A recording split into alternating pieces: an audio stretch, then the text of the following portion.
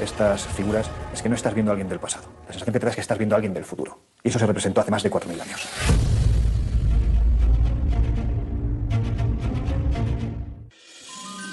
A principios de los años 70, en la mina de carbón de Ottosdal, en Sudáfrica, se trabaja sobre un estrato de 2.800 millones de años. Los mineros, todos ellos locales, han encontrado unas extrañas bolitas metálicas. La roca de la que proceden corresponde a una era en la que supuestamente no existía ningún tipo de vida inteligente.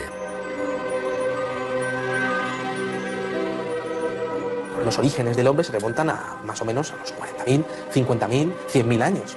Estamos hablando de una cantidad de tiempo lo suficientemente importante como para desestimar cualquier tipo de intervención humana en su proceso de creación. Me parece delirante la cronología, porque es que la cronología que tienen no existía ni el primer continente conocido por nosotros, que es de hace 1.100 millones de años, me parece. Y esto está datado en estratos geológicos anteriores, incluso de 2.800 millones de años.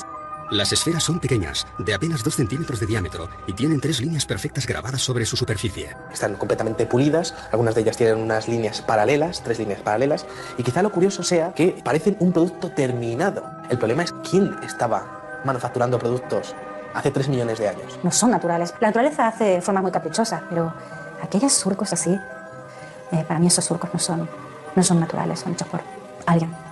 Michael Cremo y Richard Thompson, tras someterlas a estudio, llegaron a la conclusión de que no podían ser de origen natural.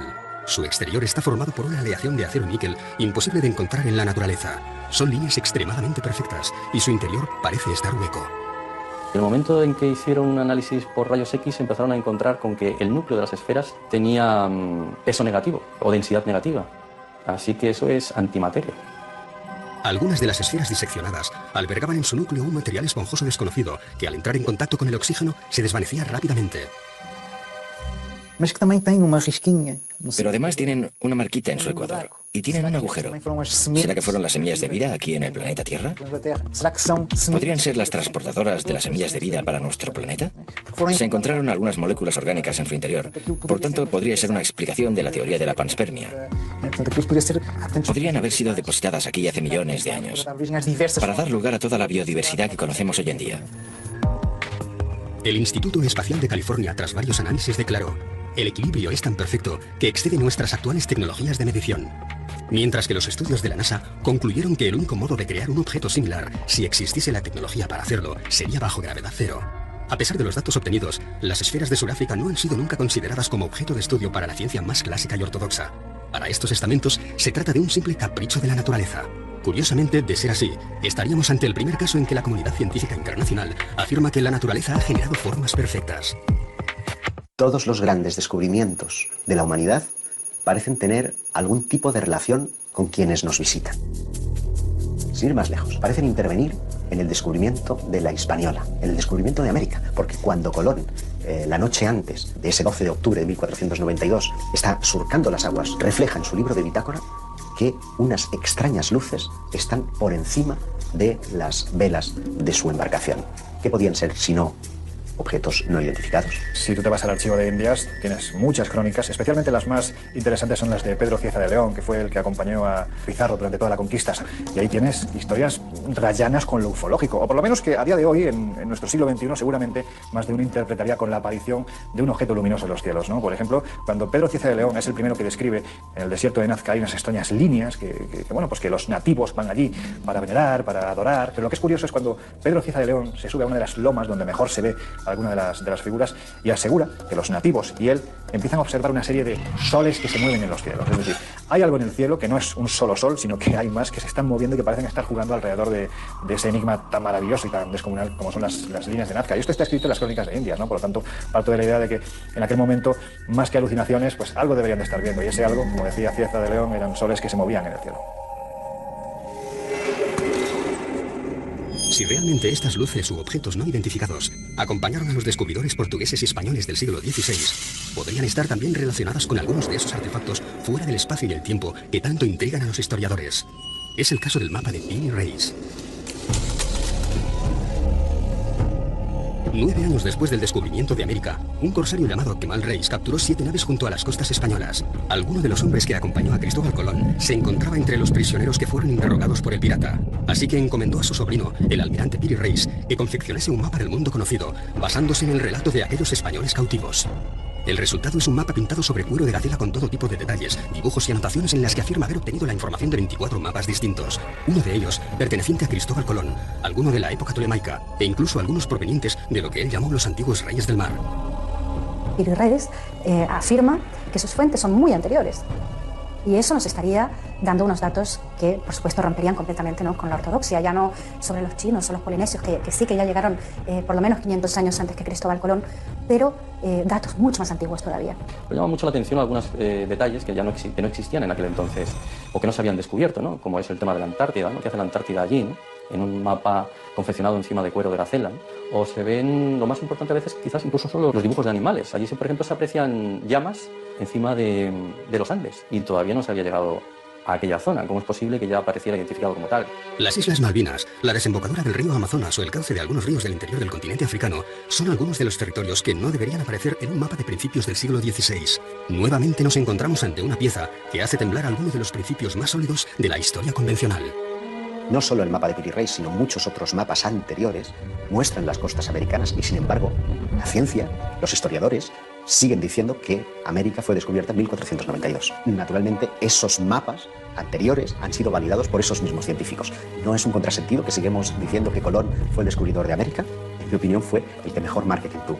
América no es un continente que se haya descubierto en el año 1492. Es un continente que se reencontró en 1492. Pero es que si te remontas en el tiempo, tienes vestigios mucho más antiguos, vestigios de hace 10, 12.000 años, ¿no? Es decir, es que hay arte rupestre donde están representados una serie de elementos que aparentemente o te los han traído de fuera, o si no es imposible que el que pintó estos elementos tuviera un conocimiento previo de lo que se estaba haciendo en otros continentes, ¿no? Entonces a mí me gusta hablar, por ejemplo, de Eratóstenes, que en el año 300 antes de nuestra era, gracias a conocimientos que en aquel entonces ya existían en la desaparecida Biblioteca de Alejandría, pues pudo conocer que la Tierra era completamente redonda. Y sin embargo aquello, como se sabe, lo perdimos con el paso del tiempo. Fue primero Agustín de Hipona el que empezó a decir que la Tierra no podía ser redonda, porque si así fuera la gente que estuviera abajo se caería. Fueron muchos los tesoros arqueológicos que, una vez descubierto o redescubierto el Nuevo Mundo, pasaron desapercibidos para aquellos navegantes portugueses y españoles del siglo XVI. Algunos, como las llamadas piedras de Ica, mantuvieron ocultos sus secretos hasta nuestros días, como si estos Supart tuviesen la extraña manía de dinamitar todas las cronologías de la historia del ser humano, como si estuvieran allí con la clara intención de hacernos dudar.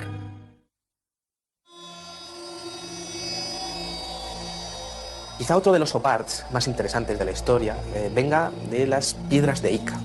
Estos son unas piedras, unos cantos rodados que están marcados, que están pulidos, perfectamente pulidos, y que tienen unos extraños dibujos en su interior.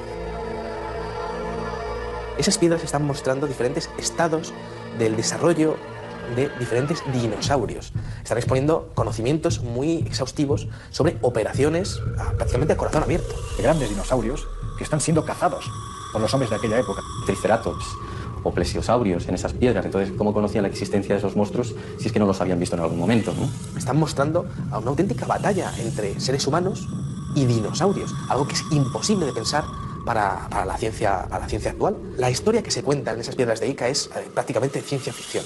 Fueron descubiertas en Perú en 1966 por el Dr. Cabrera, hombre de ciencias que rápidamente se percató de que las escenas que contenían no podían haber sido descritas por una cultura anterior al descubrimiento.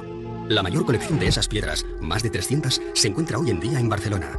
Transfusiones de sangre, trasplantes de órganos, lentes, catalejos e incluso telescopios.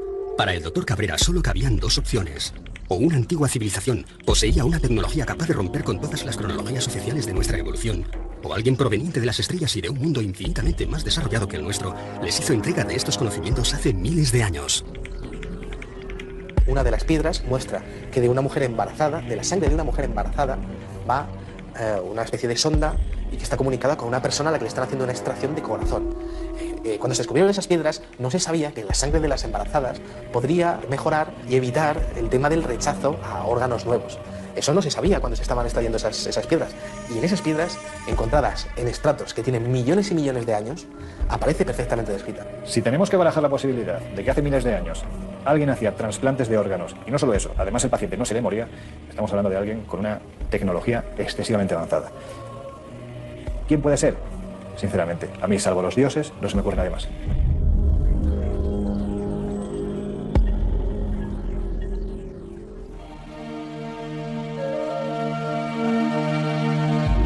A principios del siglo XX se descubre el mecanismo de Antikythera, uno de los pocos supar reconocidos y validados por la comunidad científica internacional.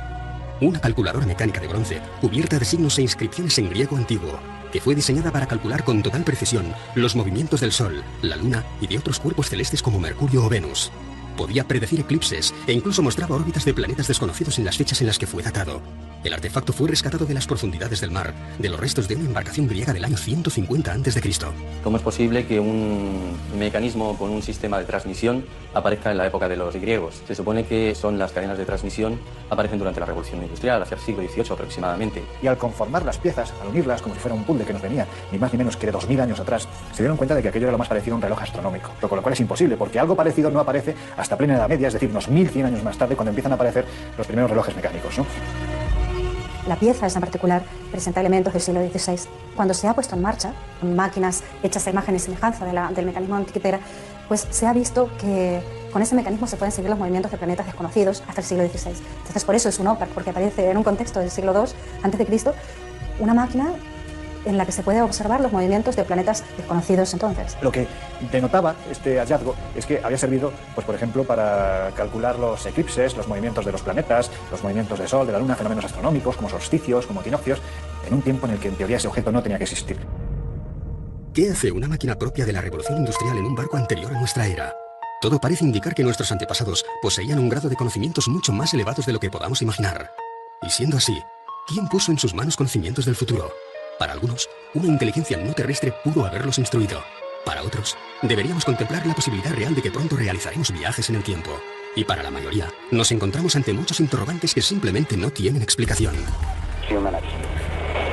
2 minutes, 10 seconds and counting. Oxidize the tanks on the second and third stages now have pressurized. T-minus 1 minute, 35 seconds. The third stage completely pressurized. T-minus. Cuando aterrizamos sobre la Luna, yo estaba aquí en España en el 69. Creo que todos nosotros pensábamos, ¿y si encuentran algo en la Luna? No tiene por qué ser un platillo volador. Todo lo que necesitaban encontrar era un arañazo que fuera artificial. Solo una marca que fuese artificial.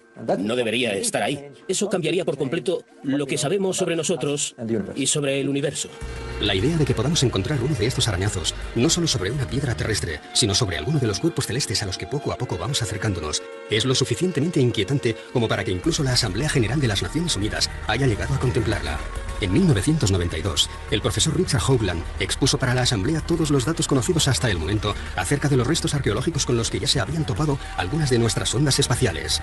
Hoagland fue compañero de la universidad del famoso astrofísico Carl Sagan. Trabajó como consultor para la NASA y para la cadena de televisión CBS, acompañando todas las grandes misiones espaciales, como la Mariner, la Voyager o la Pioneer.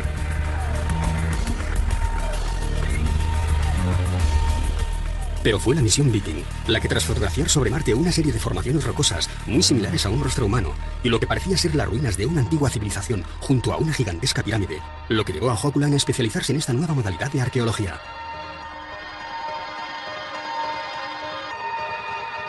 Y en un seguimiento de aquello que encontró en Marte acerca de una posible civilización avanzada varios millones de años atrás que podrían tener relación con nosotros.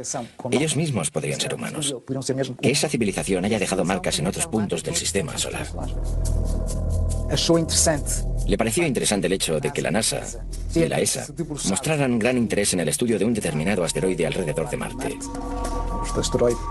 El asteroide Heinz, que tiene una forma similar a la de un diamante y que, por todas sus características y el hecho de parecer hueco y que, según las pruebas de resonancia, podría tener unos corredores por el medio, en fin, según la fisonomía de aquel objeto, podría ser artificial.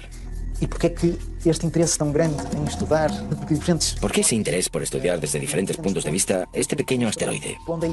Siguiendo la hipótesis de que podría ser artificial, podría haber sido una estación espacial que estuviera allí como una ruina ambulante, aún en los tiempos de hoy, muy destruida pero aún a la deriva, a la espera de que alguien la encuentre. Si queremos, ya la encontró la NASA. Nosotros somos una partícula apenas en el universo, así que sería muy antropocentrista, ¿no? O antropocéntrico pensar que no hay nada más allá. De momento no hay pruebas contundentes de estructuras, sí de vida en otros planetas, pero no me extrañaría nada, porque yo estoy convencida de que no estamos solos en el universo. Siguiendo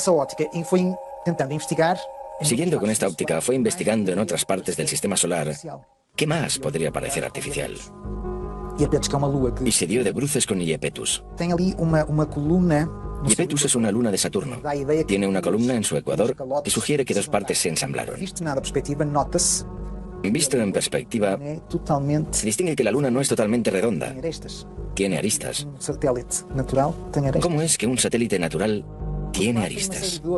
Por otro lado, tiene una serie de pequeñas semejanzas con una estructura que estuviera cediendo. Buscó ejemplos de otras estructuras hexagonales para dar a entender que aquello efectivamente podría ser artificial, haber sido construido desde dentro con diferentes hexágonos, formando una estructura que habría ido cediendo a lo largo de millares y millares y millares de años. Es gracioso también su parecido con la llamada Estrella de la Muerte de George Lucas, de la película La Guerra de las Galaxias. Y él cuestiona, ¿qué sabía George Lucas que nosotros no sabemos? Levanta varias hipótesis. Aquello podría ser una base científica, podría ser un hotel. Él lo llama Luna con vistas. Un lugar único en el sistema solar, con vistas al gran planeta Saturno. Algo espectacular.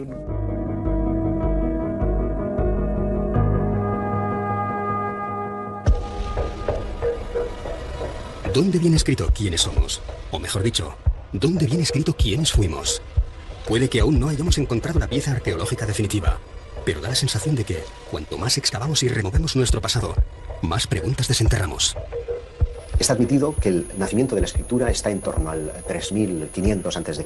en la región de Mesopotamia. Pero, sin embargo, algunos hallazgos inquietantes hacen preguntarnos y cuestionarnos si esa datación es fidedigna. Porque, por ejemplo, en Francia, como en Portugal, hemos encontrado alfabetos que parecen aludir a que el inicio de la escritura habría entrado por la península ibérica. En Albaón, a finales del siglo XIX, por allá por 1845 y hasta 1903, se encontraron en las inmediaciones de Dólmenes algunas piedras zoomorfas y antropomorfas que presentaban unos grabados parecidos a los de los signos iberotartésicos. Con figuras antropomórficas, zoomórficas, montando animales.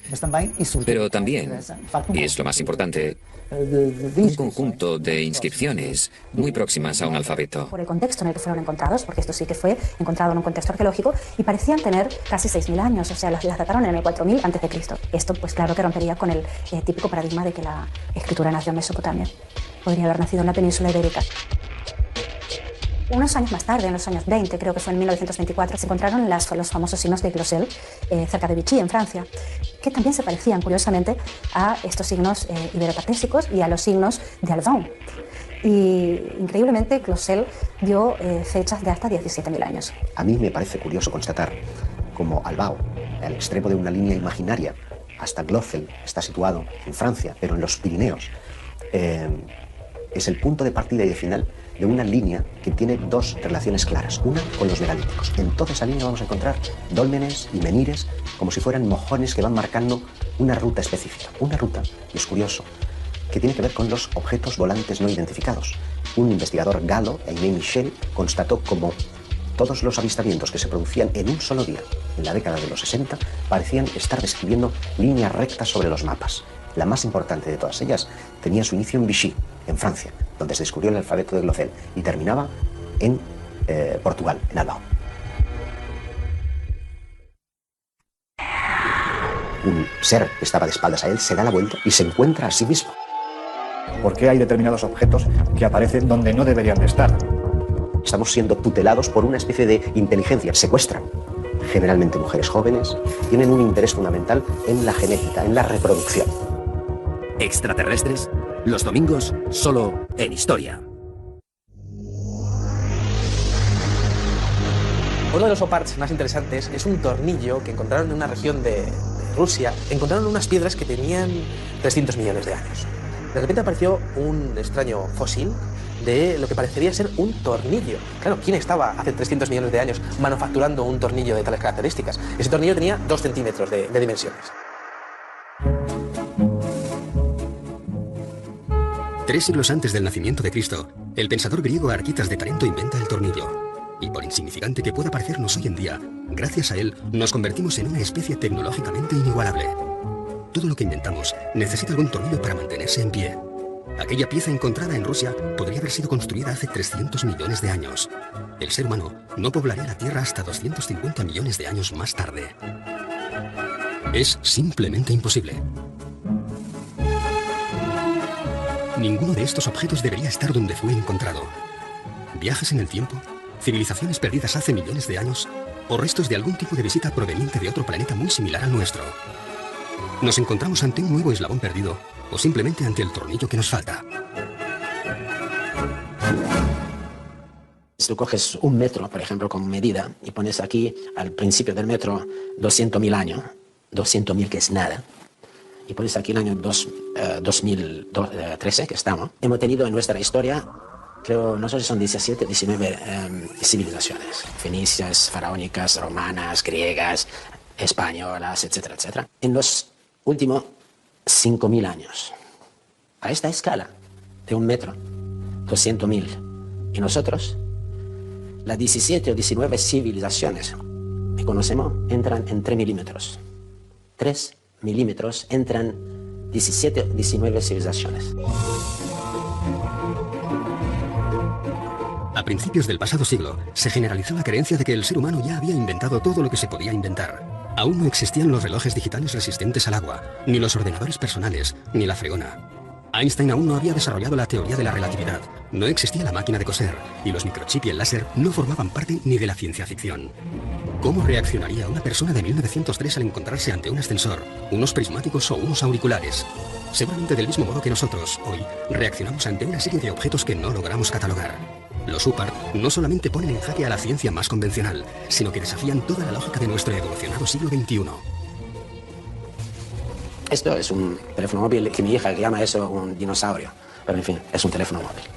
Si yo cojo este teléfono móvil y lo voy atrás en el tiempo, no mucho, a 70 años, y tengo una mesa de 4 genios, Von Braun, Oppenheimer, Fermi, Einstein, y le pongo eso en la mesa. Y lo miran y le digo, ¿qué es? Son genios, cuidado. No saben.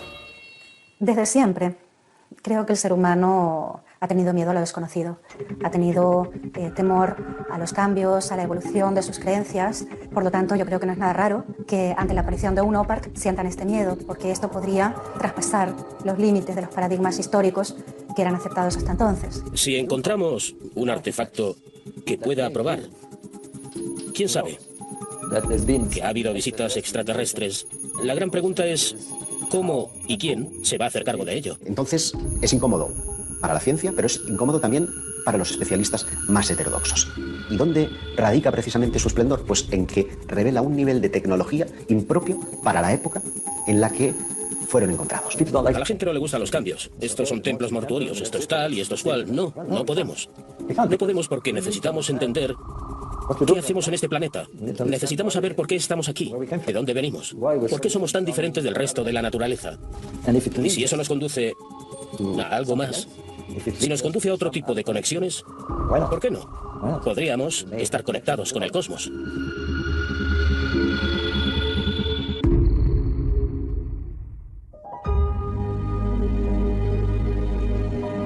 En 1995, un equipo ruso hace un sorprendente hallazgo. Una enorme losa de piedra que parece mostrar un mapa tridimensional de los montes Urales. Un profesor llamado Chuprov ha oído hablar de unas estelas que muestran mapas de la antigüedad. Es una estela de 1,5 metros aproximadamente, la trasladan directamente de ese lugar a la universidad, la empiezan a analizar y descubren que aquello tiene 3 capas geológicas totalmente distintas, que lo que están viendo en realidad es un mapa, pero un mapa tridimensional, un mapa donde se muestran las montañas, los ríos, se muestra la zona en la que se encuentran ellos en todo momento. Acaba descubriendo que tiene unos 3.000 años de antigüedad. Los norteamericanos, que fueron los siguientes que analizaron el mapa del creador, les dijeron que para poder confeccionar ese mapa, los que lo hicieron deberían haberlo visto desde el cielo. No lo sé, esto es como Nazca, ¿no? ¿Realmente se necesita llegar hasta el cielo para realizar una serie de figuras en el suelo? ¿Quién sabe, no? Un UPART es un objeto que se encuentra fuera de lugar o incluso fuera de su tiempo. Por ejemplo, en el siglo XIX los periódicos estaban repletos de casos de cadenas de oro o de monedas u otros objetos, incluso una campana que supuestamente habían encontrado en una mina de carbón. Por lo tanto, tendría millones de años de edad. Se publicó un libro que se llamaba Forbidden Archaeology, donde se recogen casos de UPARTs, no solo de objetos artificiales que muestran algún tipo de inteligencia avanzada, sino también de herramientas prehistóricas encontradas en estratos en la Tierra donde no deberían estar. Este libro es muy interesante porque muestra la posibilidad de que las civilizaciones empezaron muchos años, o quizás 1 millón de años antes de la aparición del hombre en la Tierra, según las teorías oficiales. Uno de los casos recogidos en el libro de la arqueología prohibida es el de una pequeña lente de vidrio extraída por los arqueólogos en Egipto.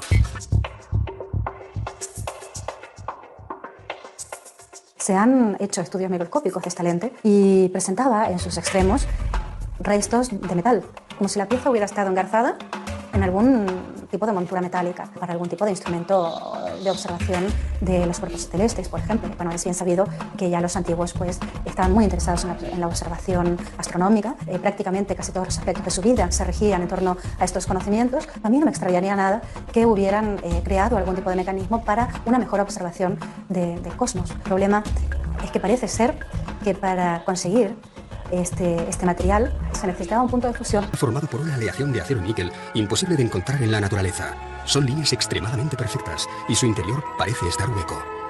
En el momento en que hicieron un análisis por rayos X empezaron a encontrar con que el núcleo de las esferas tenía peso negativo o densidad negativa. Así que eso es antimateria. Algunas de las esferas diseccionadas albergaban en su núcleo un material esponjoso desconocido que al entrar en contacto con el oxígeno se desvanecía rápidamente. Pero además tienen una marquita en su ecuador y tienen un agujero. ¿Será que fueron las semillas de vida aquí en el planeta Tierra? ¿Podrían ser las transportadoras de las semillas de vida para nuestro planeta? Se encontraron algunas moléculas orgánicas en su interior. Por tanto, podría ser una explicación de la teoría de la panspermia. Podrían haber sido depositadas aquí hace millones de años para dar lugar a toda la biodiversidad que conocemos hoy en día. El Instituto Espacial de California, tras varios análisis, declaró: el equilibrio es tan perfecto que excede nuestras actuales tecnologías de medición. Mientras que los estudios de la NASA concluyeron que el único modo de crear un objeto similar, si existiese la tecnología para hacerlo, sería bajo gravedad cero. A pesar de los datos obtenidos, las esferas de Sudáfrica no han sido nunca consideradas como objeto de estudio para la ciencia más clásica y ortodoxa. Para estos estamentos, se trata de un simple capricho de la naturaleza. Curiosamente, de ser así, estaríamos ante el primer caso en que la comunidad científica internacional afirma que la naturaleza ha generado formas perfectas. Todos los grandes descubrimientos de la humanidad parecen tener algún tipo de relación con quienes nos visitan. Sin ir más lejos, parecen intervenir en el descubrimiento de la Hispaniola, en el descubrimiento de América, porque cuando Colón, la noche antes de ese 12 de octubre de 1492, está surcando las aguas, refleja en su libro de bitácora que unas extrañas luces están por encima de las velas de su embarcación. ¿Qué podían ser si no objetos no identificados? Si tú te vas al archivo de Indias, tienes muchas crónicas, especialmente las más interesantes son las de Pedro Cieza de León, que fue el que acompañó a Pizarro durante toda la conquista. Y ahí tienes historias rayanas con lo ufológico, o por lo menos que a día de hoy, en nuestro siglo XXI, seguramente más de uno interpretaría con la aparición de un objeto luminoso en los cielos, ¿no? Por ejemplo, cuando Pedro Cieza de León es el primero que describe en el desierto de Nazca, hay unas extrañas líneas bueno, pues que los nativos van allí para venerar, para adorar, pero lo que es curioso es cuando Pedro Cieza de León se sube a una de las lomas donde mejor se ve alguna de las figuras y asegura que los nativos y él empiezan a observar una serie de soles que se mueven en los cielos. Es decir, hay algo en el cielo que no es un solo sol, sino que hay más que se están moviendo y que parecen estar jugando alrededor de ese enigma tan maravilloso y tan descomunal como son las líneas de Nazca. Y esto está escrito en las crónicas de Indias, ¿no? Por lo tanto, parto de la idea de que en aquel momento, más que alucinaciones, pues algo deberían de estar viendo. Y ese algo, como decía Cieza de León, eran soles que se movían en el cielo. Si realmente estas luces u objetos no identificados acompañaron a los descubridores portugueses y españoles del siglo XVI, podrían estar también relacionadas con algunos de esos artefactos fuera del espacio y el tiempo que tanto intrigan a los historiadores. Es el caso del mapa de Piri Reis. 9 años después del descubrimiento de América, un corsario llamado Kemal Reis capturó 7 naves junto a las costas españolas. Alguno de los hombres que acompañó a Cristóbal Colón se encontraba entre los prisioneros que fueron interrogados por el pirata. Así que encomendó a su sobrino, el almirante Piri Reis, que confeccionase un mapa del mundo conocido, basándose en el relato de aquellos españoles cautivos. El resultado es un mapa pintado sobre cuero de gacela con todo tipo de detalles, dibujos y anotaciones en las que afirma haber obtenido la información de 24 mapas distintos. Uno de ellos perteneciente a Cristóbal Colón, alguno de la época tolemaica e incluso algunos provenientes de lo que él llamó los antiguos reyes del mar. Piri Reis, afirma que sus fuentes son muy anteriores. Y eso nos estaría dando unos datos que, por supuesto, romperían completamente, ¿no?, con la ortodoxia, ya no sobre los chinos o los polinesios, que sí que ya llegaron por lo menos 500 años antes que Cristóbal Colón, pero datos mucho más antiguos todavía. Me llama mucho la atención algunos detalles que ya no existían en aquel entonces, o que no se habían descubierto, ¿no?, como es el tema de la Antártida, ¿no?, que hace la Antártida allí, ¿no?, en un mapa confeccionado encima de cuero de gacela, ¿no?, o se ven, lo más importante a veces, quizás incluso solo los dibujos de animales. Allí, por ejemplo, se aprecian llamas encima de los Andes, y todavía no se había llegado a aquella zona. ¿Cómo es posible que ya apareciera identificado como tal? Las Islas Malvinas, la desembocadura del río Amazonas o el cauce de algunos ríos del interior del continente africano son algunos de los territorios que no deberían aparecer en un mapa de principios del siglo XVI. Nuevamente nos encontramos ante una pieza que hace temblar algunos de los principios más sólidos de la historia convencional. No solo el mapa de Piri Reis, sino muchos otros mapas anteriores muestran las costas americanas y, sin embargo, la ciencia, los historiadores, siguen diciendo que América fue descubierta en 1492. Naturalmente, esos mapas anteriores han sido validados por esos mismos científicos. No es un contrasentido que sigamos diciendo que Colón fue el descubridor de América. En mi opinión, fue el que mejor marketing tuvo. América no es un continente que se haya descubierto en el año 1492. Es un continente que se reencontró en 1492. Pero es que si te remontas en el tiempo, tienes vestigios mucho más antiguos, vestigios de hace 10, 12.000 años, ¿no? Es decir, es que hay arte rupestre donde están representados una serie de elementos que aparentemente o te los han traído de fuera, o si no es imposible que el que pintó estos elementos tuviera un conocimiento previo de lo que se estaba haciendo en otros continentes, ¿no? Entonces a mí me gusta hablar, por ejemplo, de Eratóstenes, que en el año 300 antes de nuestra era, gracias a conocimientos que en aquel entonces ya existían en la desaparecida Biblioteca de Alejandría, pues pudo conocer que la Tierra era completamente redonda. Y sin embargo aquello, como se sabe, lo perdimos con el paso del tiempo. Fue primero Agustín de Hipona el que empezó a decir que la Tierra no podía ser redonda, porque si así fuera la gente que estuviera abajo se caería. Fueron muchos los tesoros arqueológicos que, una vez descubierto o redescubierto el Nuevo Mundo, pasaron desapercibidos para aquellos navegantes portugueses y españoles del siglo XVI. Algunos, como las llamadas piedras de Ica, mantuvieron ocultos sus secretos hasta nuestros días, como si estos Supart tuviesen la extraña manía de dinamitar todas las cronologías de la historia del ser humano, como si estuvieran allí con la clara intención de hacernos dudar.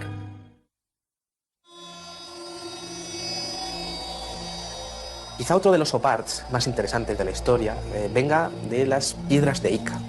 Estos son unas piedras, unos cantos rodados que están marcados, que están pulidos, perfectamente pulidos, y que tienen unos extraños dibujos en su interior. Esas piedras están mostrando diferentes estados del desarrollo de diferentes dinosaurios. Están exponiendo conocimientos muy exhaustivos sobre operaciones prácticamente a corazón abierto. Grandes dinosaurios que están siendo cazados por los hombres de aquella época. Triceratops o plesiosaurios en esas piedras. Entonces, ¿cómo conocían la existencia de esos monstruos si es que no los habían visto en algún momento, ¿no? Están mostrando a una auténtica batalla entre seres humanos y dinosaurios, algo que es imposible de pensar para la ciencia actual. La historia que se cuenta en esas piedras de Ica es prácticamente ciencia ficción. Fueron descubiertas en Perú en 1966 por el Dr. Cabrera, hombre de ciencias que rápidamente se percató de que las escenas que contenían no podían haber sido descritas por una cultura anterior al descubrimiento. La mayor colección de esas piedras, más de 300, se encuentra hoy en día en Barcelona. Transfusiones de sangre, trasplantes de órganos, lentes, catalejos e incluso telescopios. Para el Dr. Cabrera solo cabían dos opciones. O una antigua civilización poseía una tecnología capaz de romper con todas las cronologías oficiales de nuestra evolución, o alguien proveniente de las estrellas y de un mundo infinitamente más desarrollado que el nuestro les hizo entrega de estos conocimientos hace miles de años. Una de las piedras muestra que de una mujer embarazada, de la sangre de una mujer embarazada, va una especie de sonda y que está comunicada con una persona a la que le están haciendo una extracción de corazón. Cuando se descubrieron esas piedras, no se sabía que la sangre de las embarazadas podría mejorar y evitar el tema del rechazo a órganos nuevos. Eso no se sabía cuando se estaban extrayendo esas piedras. Y en esas piedras, encontradas en estratos que tienen millones y millones de años, aparece perfectamente descrita. Si tenemos que barajar la posibilidad de que hace miles de años alguien hacía trasplantes de órganos, y no solo eso, además el paciente no se le moría, estamos hablando de alguien con una tecnología excesivamente avanzada. ¿Quién puede ser? Sinceramente, a mí, salvo los dioses, no se me ocurre nadie más.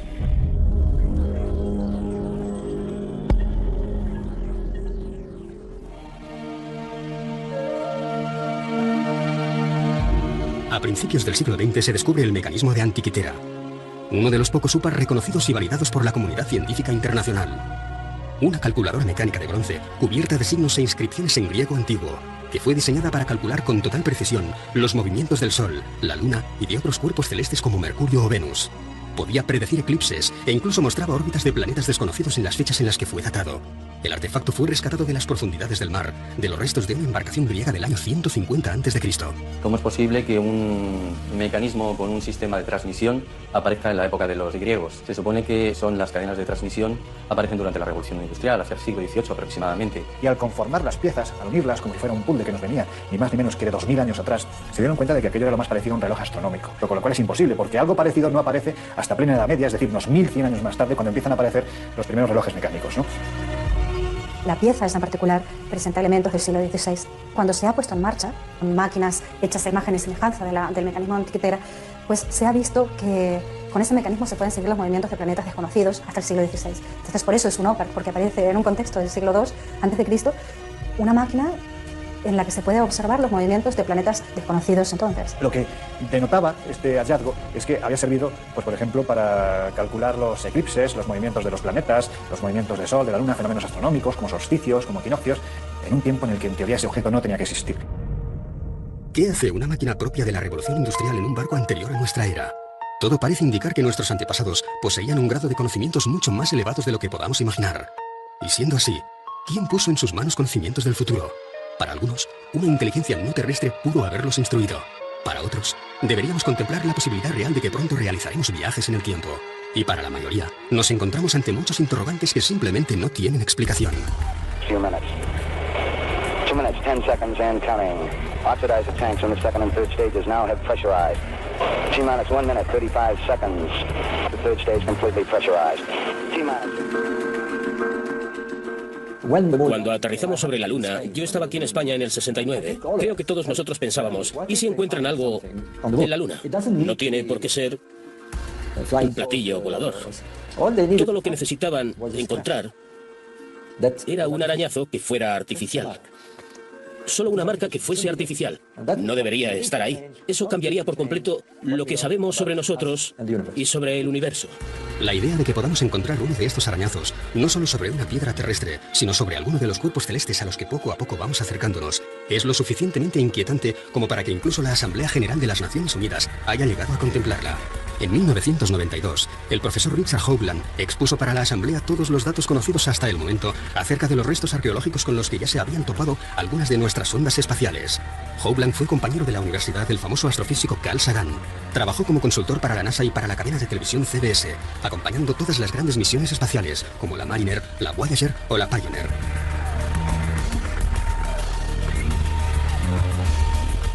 Pero fue la misión Viking la que tras fotografiar sobre Marte una serie de formaciones rocosas muy similares a un rostro humano y lo que parecía ser las ruinas de una antigua civilización junto a una gigantesca pirámide, lo que llevó a Hoagland a especializarse en esta nueva modalidad de arqueología.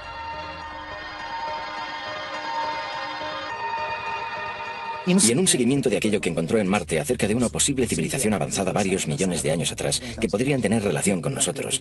Ellos mismos podrían ser humanos. Que esa civilización haya dejado marcas en otros puntos del sistema solar. Le pareció interesante el hecho de que la NASA y la ESA mostraran gran interés en el estudio de un determinado asteroide alrededor de Marte.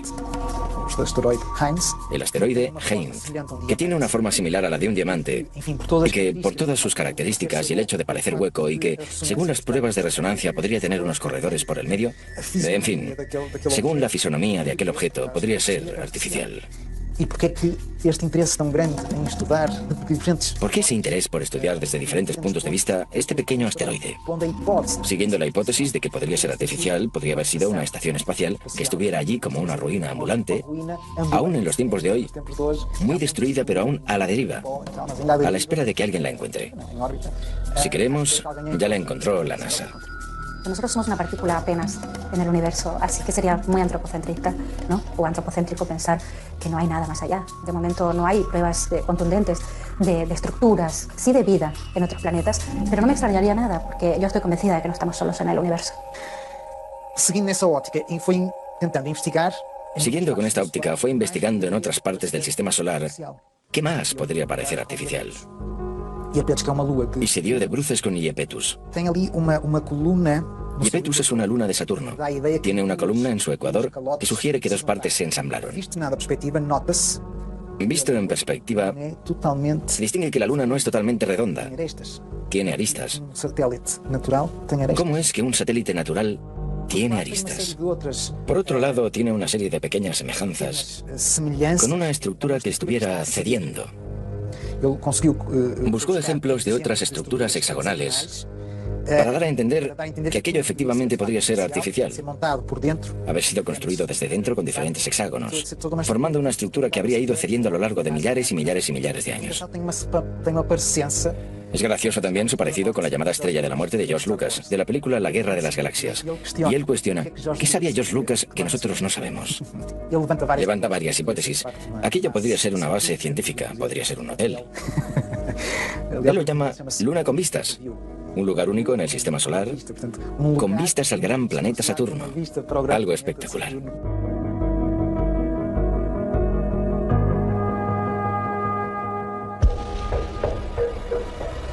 ¿Dónde viene escrito quiénes somos? O mejor dicho, ¿dónde viene escrito quiénes fuimos? Puede que aún no hayamos encontrado la pieza arqueológica definitiva, pero da la sensación de que cuanto más excavamos y removemos nuestro pasado, más preguntas desenterramos.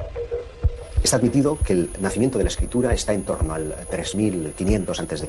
en la región de Mesopotamia. Pero, sin embargo, algunos hallazgos inquietantes hacen preguntarnos y cuestionarnos si esa datación es fidedigna. Porque, por ejemplo, en Francia, como en Portugal, hemos encontrado alfabetos que parecen aludir a que el inicio de la escritura habría entrado por la península ibérica. En Albaón, a finales del siglo XIX, por allá por 1845 y hasta 1903, se encontraron en las inmediaciones de Dólmenes algunas piedras zoomorfas y antropomorfas que presentaban unos grabados parecidos a los de los signos iberotartésicos. Con figuras antropomórficas, zoomórficas, montando animales. Pero también, y es lo más importante, un conjunto de inscripciones muy próximas a un alfabeto. Por el contexto en el que fueron encontrados, porque esto sí que fue encontrado en un contexto arqueológico, y parecían tener casi 6.000 años, o sea, las dataron en el 4000 a.C. Esto, pues claro que rompería con el típico paradigma de que la escritura nació en Mesopotamia. Podría haber nacido en la península ibérica. Unos años más tarde, en los años 20, creo que fue en 1924, se encontraron los famosos signos de Glosel, cerca de Vichy, en Francia, que también se parecían, curiosamente, a estos signos iberotartésicos y a los signos de Albaón.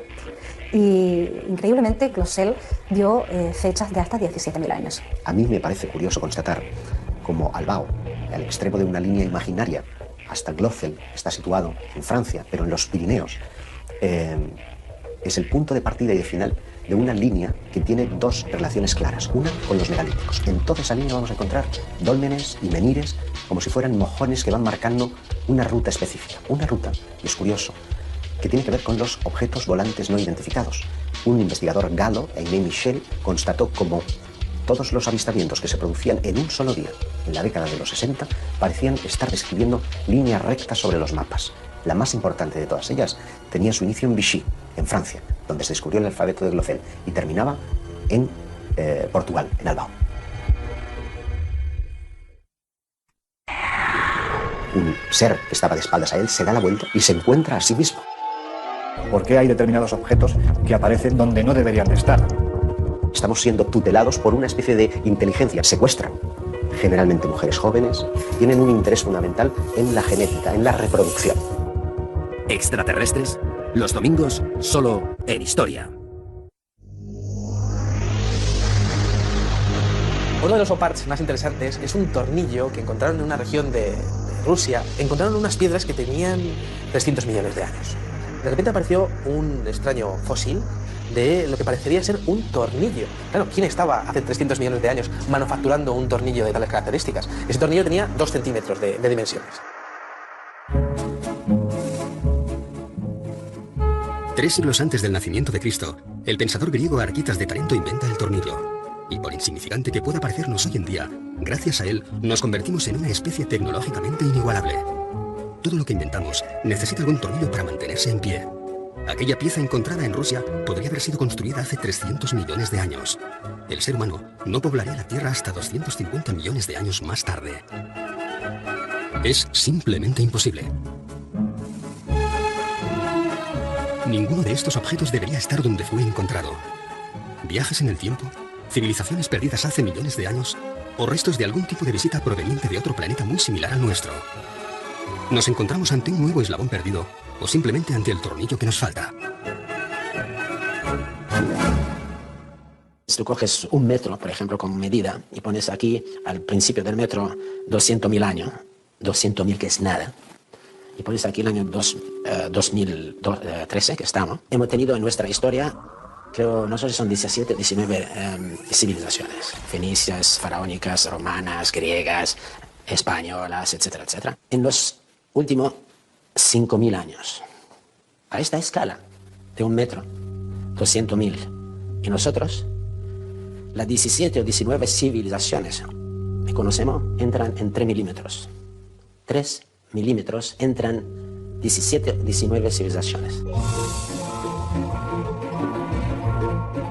A principios del pasado siglo, se generalizó la creencia de que el ser humano ya había inventado todo lo que se podía inventar. Aún no existían los relojes digitales resistentes al agua, ni los ordenadores personales, ni la fregona. Einstein aún no había desarrollado la teoría de la relatividad, no existía la máquina de coser, y los microchips y el láser no formaban parte ni de la ciencia ficción. ¿Cómo reaccionaría una persona de 1903 al encontrarse ante un ascensor, unos prismáticos o unos auriculares? Seguramente del mismo modo que nosotros, hoy, reaccionamos ante una serie de objetos que no logramos catalogar. Los UPART no solamente ponen en jaque a la ciencia más convencional, sino que desafían toda la lógica de nuestro evolucionado siglo XXI. Esto es un teléfono móvil que mi hija llama eso un dinosaurio, pero en fin, es un teléfono móvil. Si yo cojo este teléfono móvil y lo voy atrás en el tiempo, no mucho, a 70 años, y tengo una mesa de 4 genios, Von Braun, Oppenheimer, Fermi, Einstein, y le pongo eso en la mesa. Y lo miran y le digo, ¿qué es? Son genios, claro. No saben. Desde siempre, creo que el ser humano ha tenido miedo a lo desconocido, ha tenido temor a los cambios, a la evolución de sus creencias. Por lo tanto, yo creo que no es nada raro que ante la aparición de un OPART sientan este miedo, porque esto podría traspasar los límites de los paradigmas históricos que eran aceptados hasta entonces. Si encontramos un artefacto que pueda probar, ¿quién sabe? Que ha habido visitas extraterrestres. La gran pregunta es, ¿cómo y quién se va a hacer cargo de ello? Entonces, es incómodo para la ciencia, pero es incómodo también para los especialistas más heterodoxos. ¿Y dónde radica precisamente su esplendor? Pues en que revela un nivel de tecnología impropio para la época en la que fueron encontrados. A la gente no le gustan los cambios. Estos son templos mortuorios, esto es tal y esto es cual. No, no podemos. No podemos porque necesitamos entender ¿qué hacemos en este planeta? Necesitamos saber por qué estamos aquí, de dónde venimos, por qué somos tan diferentes del resto de la naturaleza. Y si eso nos conduce a algo más, si nos conduce a otro tipo de conexiones, ¿por qué no? Podríamos estar conectados con el cosmos.